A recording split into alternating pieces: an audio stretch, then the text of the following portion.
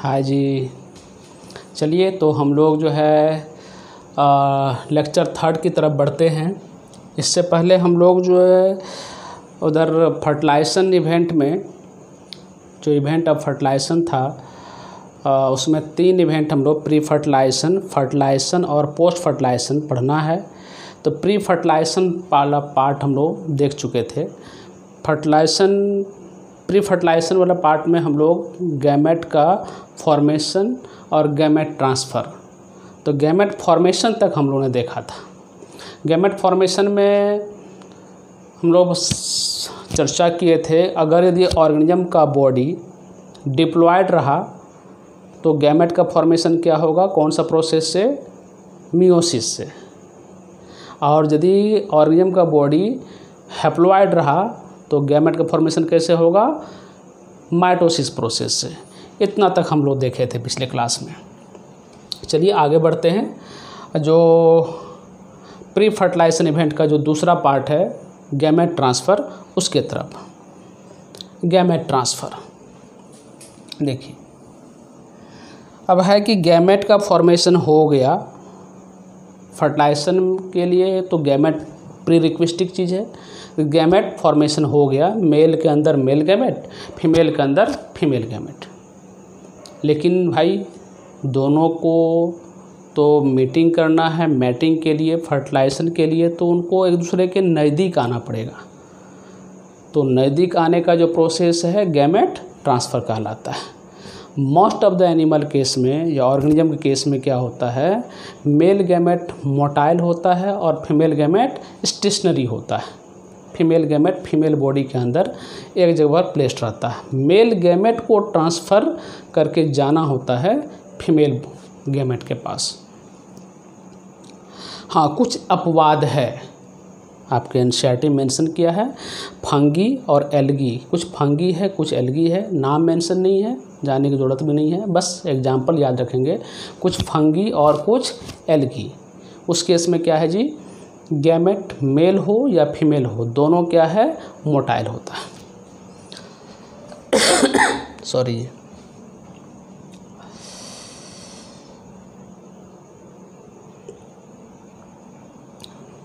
आगे बढ़ते हैं हम लोग।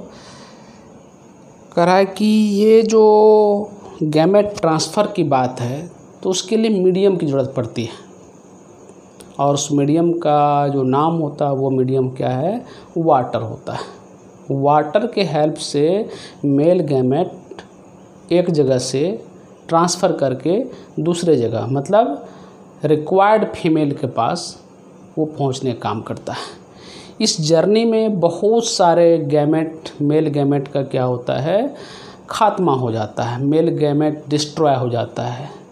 यही वजह है कि नेचर में मेल गैमेट का नंबर क्या होता है, बहुत ज़्यादा, इनॉर्मस अमाउंट में फॉर्मेशन होता है, कि बहुत सारा रास्ते में बहुत सारा डिस्ट्रक्शन के बावजूद भी कुछ न कुछ बच जाए जो क्या करे, फीमेल को फर्टिलाइज कर दे।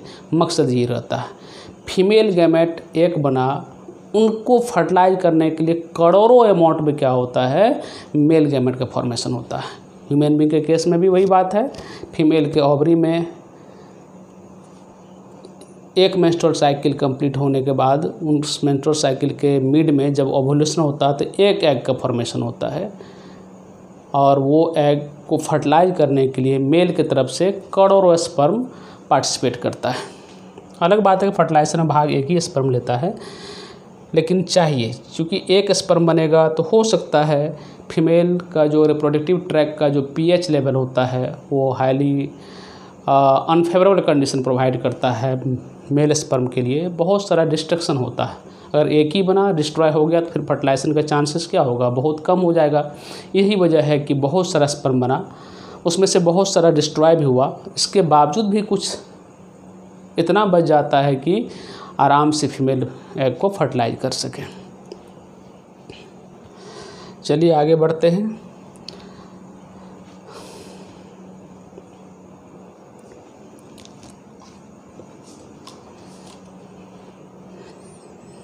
इस तरह की बातें जो है प्लांट के केस में भी होता है। प्लांट के केस में मेल गैमेट पोलन ग्रेन के अंदर और फीमेल गैमेट उसके ओव्यूल के अंदर। फीमेल गैमेट ओवम या एग कहलाता है। तो प्लांट के केस में जो फ्लावर है 2 तरह का पढ़े थे हम लोग। एक फ्लावर बाइसेक्सुअल प्लांट का फ्लावर था जो मोनोसियस भी बोले थे हम लोग, टर्म याद कीजिए पिछले लेक्चर का। मोनोसियस या बाइसेक्सुअल या हर्माफ्रोडाइट बोले थे। उस केस में क्या हुआ था, एक ही प्लांट के ऊपर या तो एक फ्लावर के अंदर मेल फीमेल दोनों है, या एक ही प्लांट के ऊपर मेल फ्लावर अलग है फीमेल फ्लावर अलग है उस केस में। और जो डायोसियस प्लांट होता है जिसको यूनिसेक्सुअली बोले थे, एक प्लांट है जिसमें मेल फ्लावर है, दूसरा प्लांट है उसमें फीमेल है, तो क्या होगा, गैमेट को पोलन ग्रेन को ट्रांसफ़र होने की ज़रूरत पड़ेगी। तो डायोसियस प्लांट के केस में क्या होता है, पोलिनेशन का काम करना होता है एज ए मेल गैमेट के ट्रांसफ़र के लिए। पोलिनेशन किसके हेल्प से होगा, थोड़ा सा रिकॉल कीजिए। तो पोलिनेशन होगा या तो एयर के हेल्प से, एनिमोफिली बोलेंगे, या फिर एनिमल के हेल्प से, जूफिली बोलेंगे, या इंसेक्ट के हेल्प से, इंटोमोफिली बोलेंगे। हम लोग जो नेक्स्ट चैप्टर में हम लोग इसको डिटेल से हम लोग इसको पढ़ेंगे।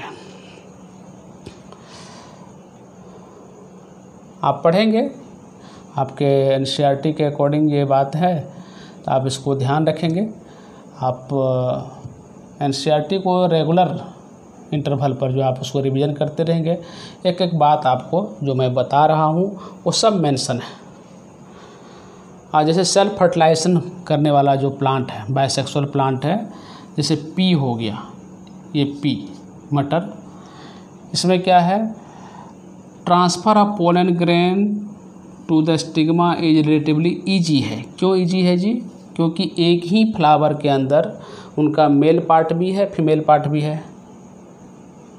ये मान लीजिए ये फ्लावर है, ये क्या है, फ्लावर है, ये एंथर, ये हुआ फीमेल पार्ट, ये मेल पार्ट। अब क्या है, यहाँ से यहाँ ट्रांसफ़र करना क्या है, आसान है। लेकिन जब अलग अलग फ्लावर होता है अलग अलग प्लांट के ऊपर, उस केस में एजेंट चाहिए। लिखा है, but in cross pollinating plant including dioecious बोलते हैं, specialised event called pollination is facilitate transfer of pollen grain from anther to the stigma. क्या होता है, इस क्रम में पोलन ग्रेन स्टिग्मा के ऊपर लैंड करता है और वहाँ क्या होता है, जर्मिनेशन काम होता है। फिर पोलन ट्यूब डेवलप करता है, उस पोलन ट्यूब के माध्यम से क्या होता है, मेल गैमेट ओव्यूल तक पहुँचता है। ओव्यूल क्या है, तो फीमेल गैमेट कंटेनिंग स्ट्रक्चर बोलते हैं, ओवम कंटेन करता है वो। ये सब पूरा डिटेल हम लोग पढ़ेंगे नेक्स्ट चैप्टर में। कहता है क्या, सक्सेसफुल ट्रांसफ़र होना ज़रूरी है, किसका, मेल गैमेट का। कहाँ, फीमेल गैमेट तक। जो क्या इंश्योर करेगा, जो नेक्स्ट इवेंट है फर्टिलाइजेशन। बिना मेल गैमेट का फीमेल गैमेट के पास पहुँचे बगैर फर्टिलाइजेशन नहीं हो सकता है। फीमेल गैमेट को फीमेल गैमेट तक पहुँचना ज़रूरी है। नॉर्मली फीमेल गैमेट कहाँ होता है, फीमेल के बॉडी के अंदर होता है। इसके बाद आता है, हम लोग देखें गैमेट फॉर्मेशन, फिर गैमेट का ट्रांसफ़र। इसके बाद क्या इवेंट होगा, जो सबसे इम्पोर्टेंट वाइटल इवेंट है, जिसका नाम होता है फ्यूजन ऑफ गैमेट। गैमेट बन गया, ट्रांसफ़र भी हो गया एक दूसरे के नज़दीक। अब क्या होगा, वो आपस में फ्यूज करेगा, मिक्सिंग होगा। प्रोसेस क्या कहलाता है, फर्टिलाइजेशन, या इसी को क्या बोलते हैं, सिंगेमी। देखिए, the most vital event of sexual reproduction क्या है, fusion of gamete. This process क्या कहलाता है, सिंगेमी भी। सिंगेमी कहिए या फर्टिलाइजेशन कहिए, दोनों वर्ड जो है पैरेलली यूज करते हैं हम लोग, कोई परेशानी नहीं है। रिजल्ट क्या होगा, तो डिप्लॉयड जायगोट बनेगा। क्या बनेगा, डिप्लॉयड जायगोट। ये ब्यूटीफुल डायग्राम है, इसमें स्टिग्मा के ऊपर जो है पोलन ग्रेन पड़ा है, वो फिर जर्मिनेशन में ये पोलन ट्यूब दिखा रहा है, जो आपके एनसीईआरटी से लिया गया डायग्राम है। कुछ ऑर्गेनिज्म है जहाँ क्या होता है फीमेल गैमेट एग डेवलप करता है न्यू ऑर्गेनिज्म में, उसी स्पीसीज का ऑर्गेनिज्म होगा, नया स्पीसीज कुछ नहीं बनेगा, लेकिन क्या है विदाउट फर्टिलाइजेशन। हाँ, नेचर में ऐसा भी घटना होता है, ह्यूमन बीइंग के केस में इस तरह का बात नहीं है। हाँ, नेचर में कुछ ऑर्गेनिज्म है, जैसे क्या हनी बी हो गया, कुछ बर्ड है टर्की बर्ड, आपका एनसीईआरटी मेंशन किया है। हाँ, कुछ इंसेक्ट है रोटीफर बोलते हैं, और कुछ लिजार्ड भी है, जहाँ क्या होता है development of egg without fertilisation होता है न्यू ऑर्गेनिज्म में। प्रोसेस का नाम याद रखेंगे, बहुत इंपॉर्टेंट है, पार्थेनोजेनेसिस। ध्यान रखेंगे क्या है development of to form new organism without fertilisation. ठीक है, क्या क्या है ये टर्की, ध्यान रखेंगे, रोटीफर्स, हनी बी और लिजार्ड, ध्यान रखेंगे।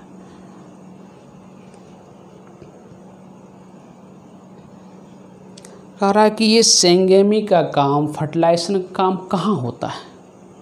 सोचिए ज़रा, हमेशा जो है फीमेल के बॉडी के अंदर ही नहीं होता है, कभी कभी जो है कुछ ऑर्गेनिज्म है जहाँ की फीमेल के बॉडी के बाहर एक्सटर्नल मीडियम, जैसे क्या वाटर में, ये सिंगेमी का काम होता है, फर्टिलाइजेशन वाटर में होता है। कुछ ऑर्गेनिज्म है ऐसा, लोअर प्लांट्स है जो मेल और फीमेल गैमेट सिंक्रोनाइज वे में साथ साथ जो है बॉडी से रिलीज होता है, और वो वाटर मीडियम में क्या होता है एक दूसरे के नज़दीक आकर के, हाँ, इस क्रम में क्या होता है ट्रैवलिंग में बहुत सारा स्पर्म मेल गैमेट का वेस्टेज होता है। इस वजह से बहुत सारा नेचर में स्पर्म का फॉर्मेशन या मेल गैमेट का फॉर्मेशन है, जो ये इंश्योर करता है कि वेस्टेज के बावजूद भी फीमेल गैमेट बच ना पाए, उनको फर्टिलाइज कर दिया जाए। ये नेचर का मकसद होता है।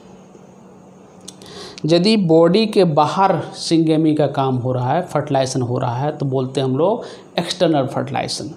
अगर वही फर्टिलाइजेशन काम इनसाइड द फीमेल बॉडी हो रहा है तो बोलते हैं हम लोग इंटरनल फर्टिलाइजेशन। एक्सटर्नल फर्टिलाइजेशन में जो गैमेट के फ्यूजन के बाद जो डिप्लॉयड जायगोट बना है, जहाँ से कि फर्दर डेवलपमेंट के दौरान क्या होगा न्यू ऑर्गेनिज्म बनेगा, उसका सर्वाइवल शिप जो होता है खतरे में पड़ता है। वो वल्नरेबल नेचर का होता है, वो एक्सटिंक्ट कर सकता है। क्यों कर सकता है? क्यों उसको खतरा है, दूसरा कोई अलग किस्म का एनिमल उसको अपना फीड बना सकता है, अपना शिकार बना सकता है, उनको डिस्ट्रॉय करके खा सकता है, बर्बाद कर सकता है। तो सर्वाइवल शिप क्या होता है खतरा में होता है एक्सटर्नल फर्टिलाइजेशन वाला केस में। इंटरनल के केस में क्या होता है इनसाइड द बॉडी एग क्या है प्रोटेक्टेड इन्वायरमेंट में है, वहाँ जाकर के मेल गैमेट पहुँचता है। पहुँचने का मैकेनिज्म अलग अलग है, वो हम लोग बाद में देखेंगे। वहाँ पहुँच गया, ट्रांसफ़र हो गया, अब क्या हुआ वहाँ सिंगेमी हुआ, और फर्दर डेवलपमेंट जो जायगोट बना, जायगोट का डेवलपमेंट होगा और वो प्रोटेक्टेड इन्वायरमेंट में होगा, वो सेफ प्लेस प्रोवाइड करता है फीमेल बॉडी। तो वहाँ क्या है सर्वाइवल शिप बहुत ही ज़्यादा इन्हेंस्ड रहता है। कहता है आपका एनसीईआरटी लिखा है कि जो ऑर्गेनिज्म एक्सटर्नल फर्टिलाइजेशन में भाग लेता है उस केस में क्या होता है सिंक्रोनाइज वे में, क्या है सिंक्रोनाइज वे में लार्ज नंबर में क्या करता है ऑर्गेनिज्म गैमेट्स प्रोड्यूस करता है। ठीक है, मेल गैमेट ज़्यादा मात्रा में, फीमेल कम रहेगा। और क्या करता है मेल गैमेट का ज़्यादा मात्रा में बनने के पीछे क्या कारण है कि वो इन्हेंस कर दे फर्टिलाइजेशन प्रोबेबिलिटी को। खास करके बोनी फिश एग्जाम्पल याद रखेंगे, और ये फिश बोनी फिश और कुछ फ्रॉग में, कुछ फ्रॉग नहीं maximum frog plus bony fish क्या होता है एक्सटर्नल फर्टिलाइजेशन होता है। इस बात को आप ध्यान रखेंगे, यहाँ से क्वेश्चंस आते रहते हैं।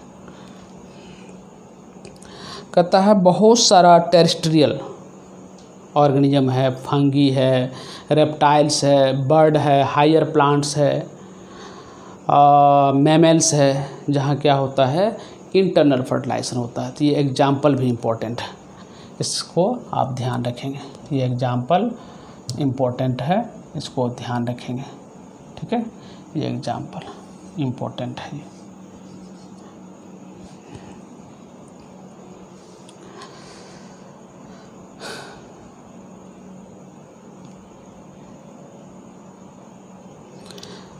करा क्या कि फर्टिलाइजेशन के बाद का इवेंट पोस्ट फर्टिलाइजेशन। तो पोस्ट फर्टिलाइजेशन में फिर क्या होगा, फर्टिलाइजेशन तक तो ठीक था, फ्यूजन हुआ, फ्यूजन के बाद क्या इवेंट है, तो उसको बोलते हैं हम लोग पोस्ट फर्टिलाइजेशन इवेंट। तो पोस्ट फर्टिलाइजेशन इवेंट में क्या है कि जायगोट का फॉर्मेशन होगा। जायगोट क्या होगा, पोस्ट फर्टिलाइजेशन का प्रोडक्ट के रूप में जाना जाता है। और जायगोट जो क्या होता है, डिप्लॉयड होता है यूनिसेलुलर। जैसे क्या है देखिए, ये है मेल, ये क्या फीमेल, मेल प्रोड्यूस किया क्या स्पर्म, फीमेल प्रोड्यूस की क्या एग, ये दोनों फ्यूज हुआ, बना क्या जायगोट। जायगोट बना, जो क्या होता है 2n होता है जायगोट, बना ना, एस फॉर स्पर्म है। कहता है कि जितना भी सेक्सुअल रिप्रोडक्शन में भाग लेने वाला ऑर्गेनिज्म है, उस केस में जायगोट क्या है, यूनिवर्सल है। फॉर्मेशन ऑफ जायगोट जो कि डिप्लॉयड नेचर का है, क्या है, यूनिवर्सल है इन सेक्सुअल रिप्रोड्यूसिंग ऑर्गेनिज्म।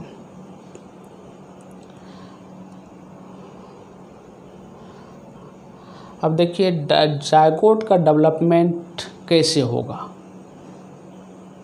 तो एक प्रोसेस होता है एम्ब्रायोजेनेसिस, जिस केस में क्या होता है, जो डिप्लॉयड जायगोट है उसमें फर्दर डिवीजन होगा, बहुत सारा डिवीजन होगा, अलग अलग प्लेन में डिवीजन होगा। जायगोट क्या होगा, मल्टी सेलुलर बनेगा, और बाद में उसको हम लोग मल्टी सेलुलर जो डिवीजन के होने से आया है, अब इसके लिए वर्ड यूज करते हैं हम लोग एम्ब्रायो। एम्ब्रायो में क्या होगा कि जो बहुत सारा सेल्स है वो समय के साथ क्या होगा, उसमें डिफ्रेंशिएशन आएगा। डिफ्रेंशिएशन का मतलब क्या होता है, जो सेल्स बना है मल्टीपल डिवीजन से, किसके डिवीजन से, तो जायगोट के डिवीजन से, जो बहुत सारा सेल्स बना है उस सेल में क्या बताए, डिफ्रेंशिएशन, मतलब सेल अपने आप को 3 जर्म लेयर में अपने आप को डिस्ट्रीब्यूट करता है। एक्टोडर्म नीचे वाला, इंडोडर्म, और कुछ ऑर्गेनिज्म जो एडवांस टाइप है उसमें एक और जर्म लेयर का फॉर्मेशन होता है बाद में, मेसोडर्म। और जायगोट का एम्ब्रायो का जो सेल्स है वो डिफ्रेंशिएट होकर के ये 3 जर्म लेयर में बनने के बाद क्या होता है, अलग अलग ऑर्गन या टिश्यू का फॉर्मेशन करता है, जो फ्यूचर में क्या है, ऑर्गन सिस्टम बनेगा और न्यू इंडिविजुअल बनेगा। कह रहा है ये डेवलपमेंट जो जायगोट का है वो 2 बातों पर डिपेंड करता है। एक बात है कि जो ऑर्गेनिज्म है उसका लाइफ साइकिल कैसा है, डिप्लॉयंटिक शो करता है कि हैप्लॉयंटिक शो करता है कि हैप्लोडिप्लॉयंटिक करता है कि डिप्लोहैप्लॉयंटिक करता है, उस बात पर। और दूसरा, वो जायगोट डेवलप कहाँ कर रहा है, एक्सटर्नल मीडियम में कर रहा है कि इंटरनल मीडियम में कर रहा है। तो इन्वायरमेंट प्लस लाइफ साइकिल कैसा एग्जिबिट कर रहा है ऑर्गेनिज्म, इस बात पर जायगोट का डेवलपमेंट, फर्दर डेवलपमेंट डिपेंड करता है। इस बात को ध्यान रखिए।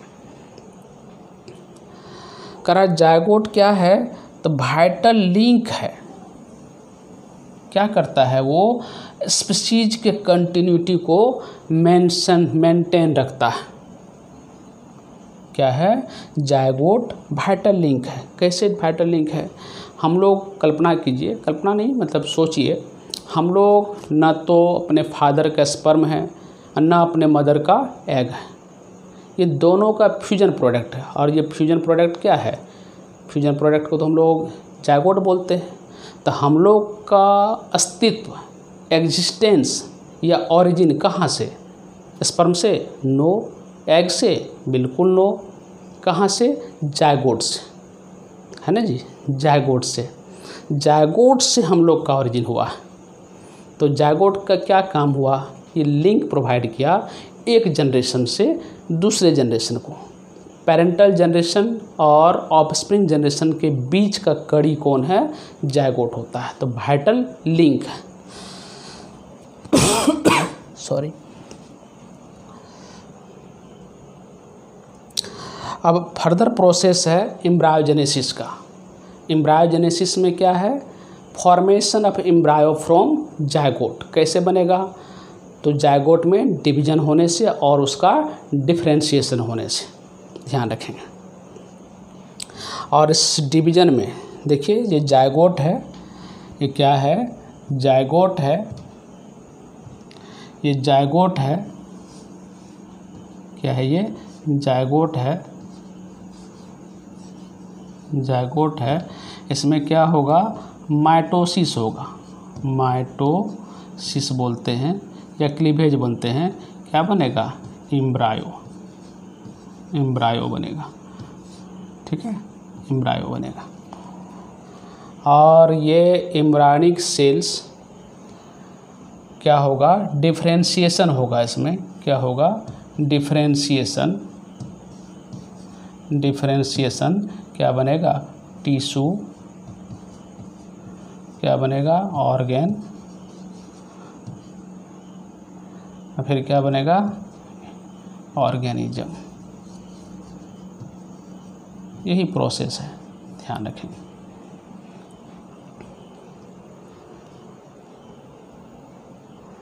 माइटोसिस डिवीजन होगा, ध्यान रखें। कह रहा है एनिमल को हम लोग अपने सिलेबस के अकॉर्डिंग हम लोग बात कर रहे हैं। एनिमल को हम लोग दो भाग बांटे हैं।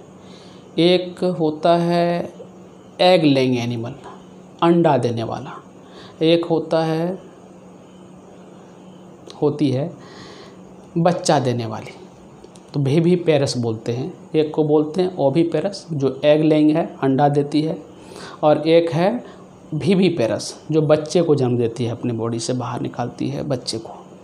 एक और भी है ओवोविविपेरस, वो केस थोड़ा अलग है। अपने एनसीईआरटी में 2 केस का यहाँ पर चर्चा हुआ है, तो 2 केस में बता रहा हूँ। ओवोविविपेरस भी मैं बताऊँगा। देखिए इधर animals are categorised into oviparous, क्या है? ओविपेरस, ओविपेरस,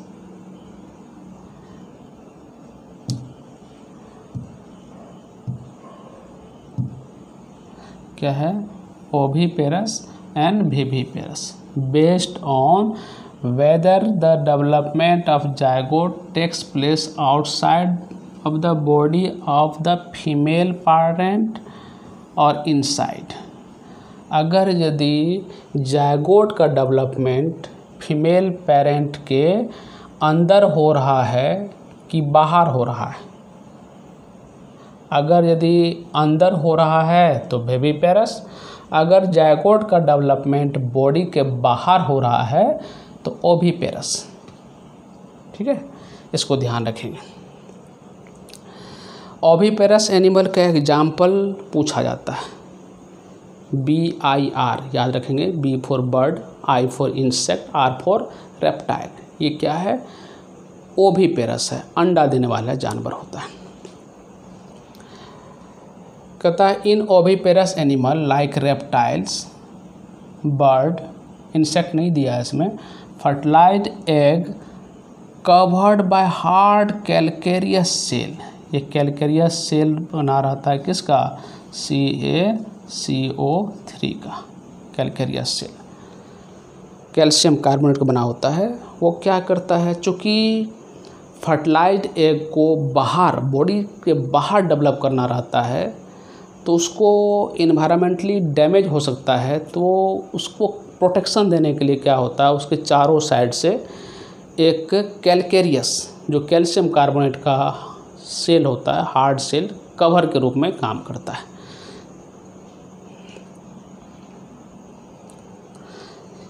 क्या होता है कि आफ्टर फर्टिलाइजेशन बॉडी के बाहर डेवलप कर रहा जायगोट, वो कुछ पर्टिकुलर टाइम ऑफ मैच्योरिटी के बाद क्या होता है? हैचिंग होता है। अंडा फटता है और वहाँ से चूजा के रूप में ऑर्गेनिज्म बाहर आता है, खासकर बर्ड के केस में।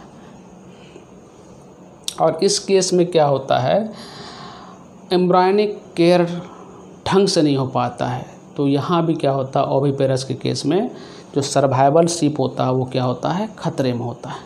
इसके उलट विविपैरिटी केस में क्या होता है, चूँकि डेवलपमेंट जो है फीमेल बॉडी के अंदर होता है तो क्या है, सेफ प्लेस है। ओविपेरस के तुलना में विविपैरिटी क्या है, मोर सेफ प्रोसीजर होता है यंग वन को डेवलप करने के लिए।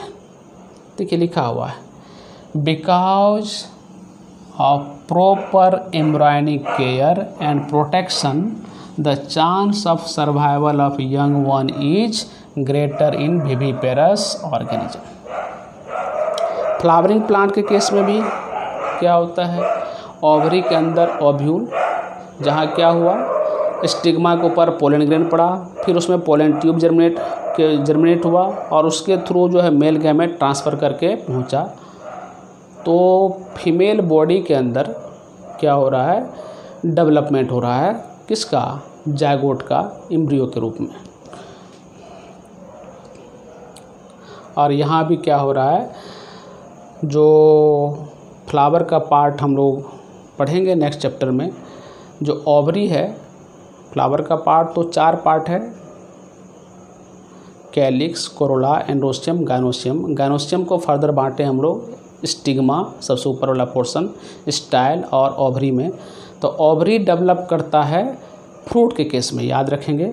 उसके अंदर जो ओव्यूल है वो डेवलप करता है सीड के, और जो जायगोट है वो डेवलप करता है एम्ब्रायो में।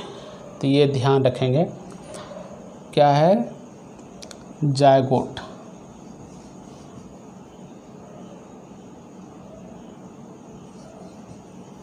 जायगोट डेवलप करता है एम्ब्रियो में, ये याद रखेंगे।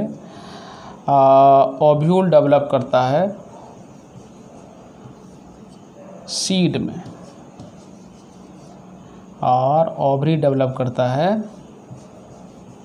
आफ्टर फर्टिलाइजेशन, डेवलप करता है फ्रूट्स में। ये एक डायग्राम है जो देखिए, ये सीड को इंडिकेट कर रहा है और इनके चारों साइड जो है प्रोटेक्टिव कवरिंग है, पेरिकार्प बोलते हैं। फ्रूट का कवरिंग को पेरिकार्प बोलते हैं।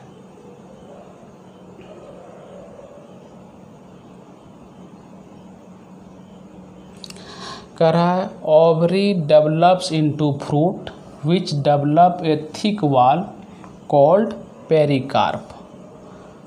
फ्रूट का जो कवरिंग है पेरिकार्प बोलते हैं, जो क्या होता है, प्रोटेक्टिव इन फंक्शन होता है। ये देखिए, पी है, मटर है, जो इसके अंदर सीड है, और इसका जो कवरिंग है पेरिकार्प, इधर भी वही इंडिकेट कर रहा है। तो डायग्राम थोड़ा सा ध्यान से याद रखेंगे।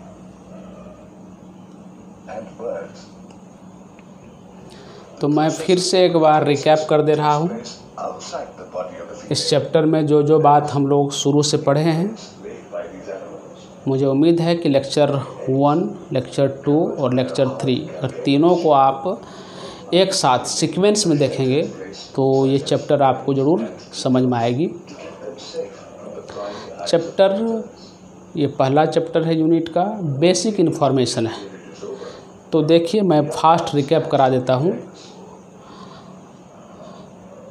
ये स्टार्ट किए थे हम लोग ये नया स्लाइड से।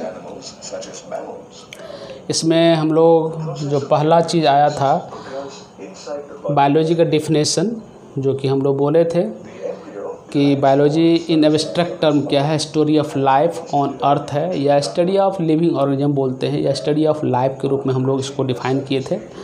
बोले थे कि अर्थ पर कोई भी ऑर्गेनिज्म परमानेंटली यहाँ पर रहने नहीं आया है, लेकिन क्या होता है, स्पीशीज़ जो है कंटिन्यू रखता है। इंडिविजुअल का डेथ हुआ था, लेकिन स्पीशीज़ क्या हुआ था, कंटिन्यू हुआ था। और इसके पीछे जो सबसे बड़ा कारण था वो क्या पढ़े थे हम लोग, रिप्रोडक्शन पढ़े थे। और फर्दर जो है एक साइंटिस्ट आए थे पंचानन महेश्वरी, इनके बारे में थोड़ा सा इन्फॉर्मेशन आपको ध्यान रखना है। इनका मेन कंट्रीब्यूशन क्या है तो इसको ध्यान रखना है। ये एम्ब्रायोजेनेसिस पर काम किए थे, एम्ब्रायोलॉजिकल स्टडी किए थे। साथ साथ जो है ये टिश्यू कल्चर पर बहुत अच्छा काम किए। इनको कुछ अवार्ड मिला और ये वेल नोन बॉटनिस्ट कहलाए इंडिया के। इंडिया ही नहीं, वर्ल्ड वाइड ये काफ़ी फेमस हुए। इसके बाद चलते हैं हम लोग, कुछ अवार्ड वगैरह मिला है इनको, उसको आप याद रखेंगे।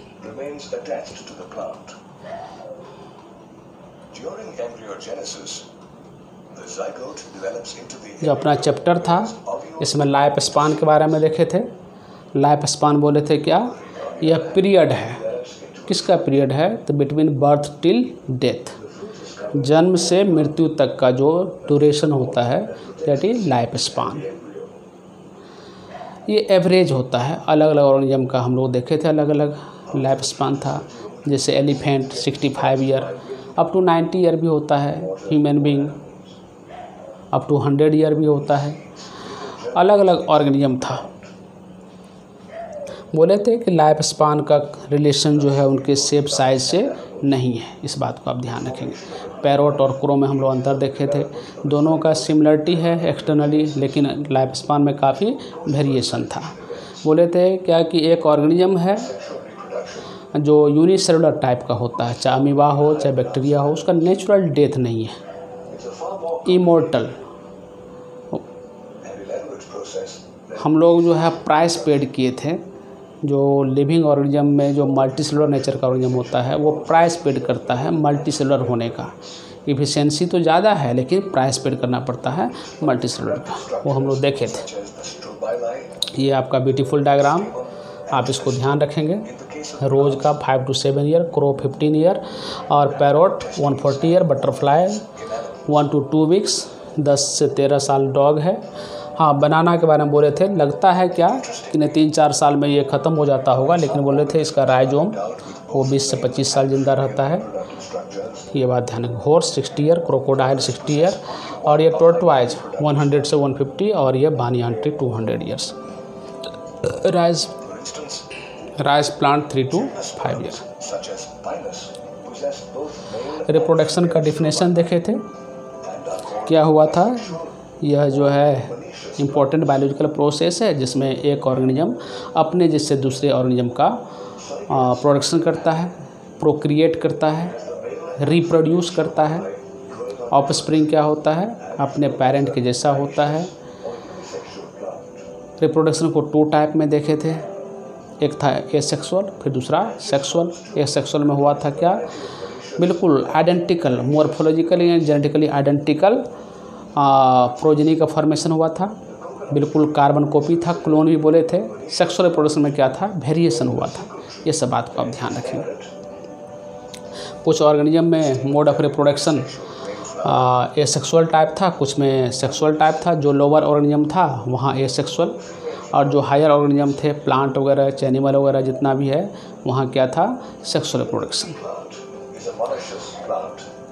और टाइप ऑफ ये सेक्सुअल रिप्रोडक्शन में हम लोग पढ़े थे, बाइनरी फ्यूजन पढ़े थे, बडिंग पढ़े थे, फ्रेगमेंटेशन पढ़े थे और स्पोरुलेशन पढ़े थे।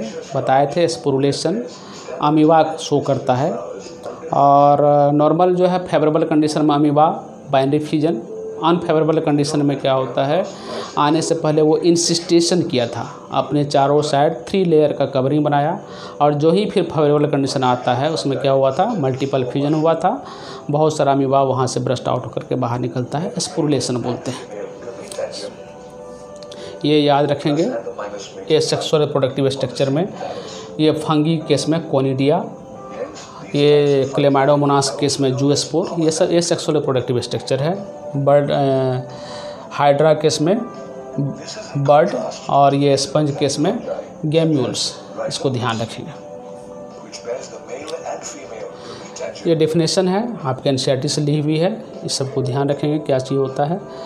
हाँ, कुछ प्रोपाग्यूल्स हैं, हम लोग इसको वेजिटेटिव प्रोपाग्यूल्स बोलते हैं। जैसे पोटैटो केस में पोटैटो ट्यूबर बोलते हैं, तो ट्यूबर क्या हुआ, वेजिटेटिव प्रोपाग्यूल्स हुआ। राइजोम जिंजर केस में बोलते हैं rhizome,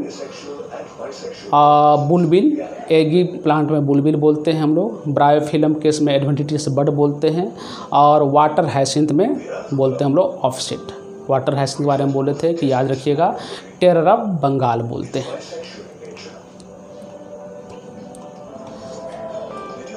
Bisexual animals are also called hermaphrodites.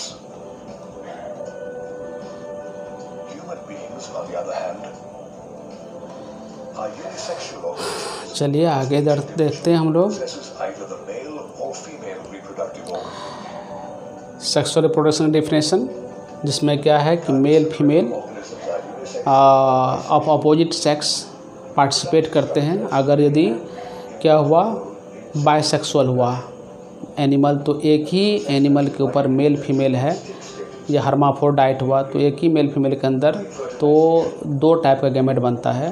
तो वहाँ पर ज़रूरी नहीं है कि 2 अलग अलग अपोजिट सेक्स का इन्वॉल्वमेंट हो। तो सेक्सुअल रिप्रोडक्शन में नॉर्मली हम लोग यही जानते हैं कि 2 अलग अलग अपोजिट सेक्स का सेम स्पीशीज का मेंबर आपस में क्या करता है, फर्टिलाइज करता है। तो ऐसा होता है लेकिन ज़रूरी नहीं है। यदि वो बाइसेक्सुअल हुआ तो एक ही ऑर्गेनिज्म के ऊपर 2 तरह का सेक्स है, और उसी का आपस में फ्यूजन होता है। हालांकि इसको नेचर अवॉइड करता है। तो कहते हैं ऑर्गेनिज्म के लाइफ में 3 तरह की बातें आती है उनके लाइफ साइकिल में। एक जुवेनाइल फेज, रिप्रोडक्टिव फेज और सेनेशियंस फेज। जुवेनाइल फेज हुआ जन्म के जस्ट बाद, जिसमें वो ग्रो करता रहता है, जुवेनाइल फेज बोलते हैं। फिर आफ्टर सर्टेन एज उसमें मैच्योरिटी आता है, रिप्रोडक्टिव ऑर्गन का डेवलपमेंट वो फंक्शनल होता है, जाइगोट ये गैमेट और का फॉर्मेशन शुरू हुआ, और वो ऑर्गेनिज्म जो है कैपेबल होता है रिप्रोड्यूस के लिए, तो रिप्रोडक्टिव एज बोलते हैं उसको।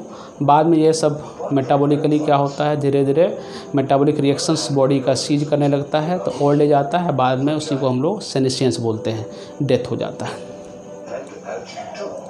ये अलग अलग प्लांट का कुछ दिया है कि अपने लाइफ में 50 to 100 ईयर्स का टाइम लगाता है बाम्बू ट्री फ्लावरिंग के लिए। अपने लाइफ में, पूरे लाइफ में एक बार फ्लावरिंग होता है, इसका वो डाई हो जाता है। कुछ प्लांट है, नीलाकुरंजी आपके एनसीईआरटी में मेंशन है, जो 12 साल के बाद फ्लावरिंग करता है। इसको आप मेंशन याद रखेंगे।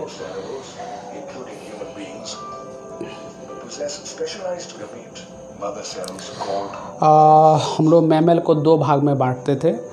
एक था प्राइमेटा और एक था नॉन प्राइमेटा। प्राइमेटा बोले थे, प्राइमेट्स बोले थे वैसा मैमल जिसके फीमेल में मेंस्ट्रुअल साइकिल हुआ था, ब्लीडिंग बोलते हैं। और नॉन प्राइमेट बोले थे जिसके फीमेल में ओएस्ट्रस साइकिल हुआ था, जहाँ हीट पीरियड ही बोलते हैं। इस बात को ध्यान रखेंगे। ओएस्ट्रस साइकिल और मेंस्ट्रुअल साइकिल में बेसिक डिफरेंस ये है कि प्राइमेट जो मेन ह्यूमन बीइंग का फीमेल और मंकी और एप, ये 3 जगह मिलेगा। बाद बाकी जितना मैमल है वहाँ पर क्या है, ओएस्ट्रस साइकिल है।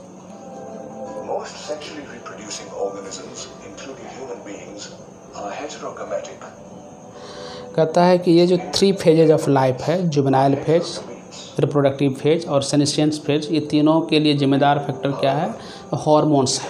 ये जो ट्रांजिशन होता है एक फेज से दूसरे फेज में, छोटे बच्चे से बड़े, बड़े से फिर ओल्ड में, इसके लिए जिम्मेदार क्या है, हार्मोन्स होता है। चलिए इवेंट ऑफ फर्टिलाइजेशन, जिसमें 3 इवेंट था, प्री फर्टिलाइजेशन, फर्टिलाइजेशन और post fertilisation. Pre fertilisation event में हम लोग फॉर्मेशन ऑफ गैमेट और क्या है उसका ट्रांसफ़र देखे थे उधर, और फर्टिलाइजेशन में दोनों का ट्रांसफ़र के बाद दोनों का फ्यूजन देखे, फर्टिलाइजेशन मेल फीमेल गैमेट का फ्यूजन, सिंगेमी या फर्टिलाइजेशन, और पोस्ट फर्टिलाइजेशन में जो जाइगोट बना था फर्टिलाइजेशन का रिजल्ट, उसका फर्दर डेवलपमेंट देखे। तो ये हमारा ये समरी है। गैमेटोजेनेसिस में गैमेट का फॉर्मेशन, मेल फीमेल गैमेट का फॉर्मेशन। ये मेल फीमेल गैमेट एक जैसा देखने में लगेंगे, मॉर्फोलॉजिकली आइडेंटिकल होगा, तो बोलते हैं हम लोग आइसोगैमेट्स। क्लेडोफोरा में मिलता है। और ये फोकस एल्गा है, जहाँ पर क्या हेट्रोटाइप गैमेट मिलता है, एनाइसोगैमस। और ह्यूमन बीइंग के केस में क्या है, यहाँ भी अलग अलग टाइप का मॉर्फोलॉजिकली अनआइडेंटिकल गैमेट का फॉर्मेशन होता है। ये क्लेडोफोरा याद रखेंगे, आइसोगैमेट्स। हेट्रोगैमेट्स में फोकस जो एल्गा है, ये मेल ये फीमेल, और हेट्रोगैमेट्स में ही ह्यूमन बीइंग का भी एग्जाम्पल आता है। ये ह्यूमन बीइंग का एग्जाम्पल। ध्यान से पढ़ेंगे तो एनसीईआरटी बिल्कुल कंप्लीट हो जाएगा लेक्चर सुनने से, कहीं से कोई प्रॉब्लम नहीं होगा। To overcome this lacuna, most plants produce several thousand male gametes to ensure that अगर यदि ऑर्गेनिज्म एक ही ऑर्गेनिज्म के ऊपर दोनों सेक्स ऑर्गन है, तो हम लोग बोले थे एक के ऊपर दोनों रहा तो मोनोइसियस। मोनो मतलब एक, एक के ऊपर दोनों, मोनोइसियस। डायोसियस का मतलब क्या है? डाय मतलब दो, दो अलग अलग ऑर्गेनिज्म के ऊपर सेक्स ऑर्गन है तो डायोसियस। उसको हम लोग क्या बोले थे? टेक्निकली डायोसियस को यूनिसेक्सुअली बोले थे। मोनोइसियस के लिए वर्ड यूज किए थे बायसेक्सुअल, इसी को बोलते हैं हम लोग हर्माफ्रोडाइट। तो याद रखेंगे बात को। in these plants, the anther contains pollen grains which contain the male gametes. कह रहा है कि बहुत सारा ऑर्गेनिज्म है जिसका बॉडी क्या होता है? हैप्लॉइड होता है। एल्गी हो गया, फंगी हो गया, कुछ ब्रायोफाइटा हो गया, जिसका प्लांट बॉडी क्या होता है? हैप्लॉइड टाइप होता है। और जो हायर ऑर्गेनिज्म है जैसे टेरिडोफाइटा, जिम्नोस्पर्म, एंजियोस्पर्म, ये सब का बॉडी क्या होता है? डिप्लॉइड होता है। ह्यूमन बीइंग का भी बॉडी क्या है? डिप्लॉइड होता है। इस बात को ध्यान रखेंगे। Necessary for pollen grains. अगर यदि हैप्लॉइड बॉडी कंटेनिंग स्ट्रक्चर या ऑर्गेनिज्म अगर गैमेट बनाएगा तो वहाँ प्रोसेस इन्वॉल्व होगा माइटोसिस का। और यदि डिप्लॉइड और ऑर्गेनिज्म होगा जिसका बॉडी डिप्लॉइड होगा, वो अगर गैमेट फॉर्मेशन में भाग लेगा तो वहाँ प्रोसेस होगा मियोसिस का। तो हैप्लॉइड से, चूँकि गैमेट्स आर ऑलवेज हैप्लॉइड, तो हैप्लॉइड बॉडी से haploid gamete mitosis, equational division. अगर डिप्लॉइड बॉडी से हैप्लॉइड गैमेट रिडक्शन, मियोसिस होगा। The transfer of pollen grains to the stigma, ये कुछ है इन्फॉर्मेशन जिसको ध्यान रखेंगे। ये डायग्राम याद रखिएगा। which wing ये ओगोनियम फीमेल वाला ऊपर वाला पोर्शन है, एंथ्रीडियम नीचे वाला, कारा बोलते हैं। ये मार्केंसिया है, germinate ब्रायोफाइटा का एग्जाम्पल। ये देखिए डेकोरेटेड है तो फीमेल, ये उजड़ा पुजड़ा हुआ है मेल, पहचानेंगे। ये नीट में सीबीएसई एग्जाम में पूछा हुआ क्वेश्चन है। where the male gametes are ये आपका दिया हुआ था डाटा कि जो ऑर्गेनिज्म है मियोसाइट्स बोलते हैं, उसमें जो क्रोमोसोम का नंबर 2n होगा और उससे बनने वाले गैमेट का नंबर n होगा। तो कुछ डाटा याद रखना है आपको। जैसे ह्यूमन बीइंग, हम लोग का जो बॉडी है वहाँ जो मियोसाइट्स है, गैमेट फॉर्मेशन करने वाले जो सेल्स है मियोसाइट्स, उसमें क्रोमोसोम का नंबर ह्यूमन बीइंग में 46, गैमेट बनेगा हाफ रिडक्शन मियोसिस से और 23। ये याद रखें, कुछ डाटा है आपके एनसीईआरटी में। occur in the pre-fertilization stage of sexual reproduction.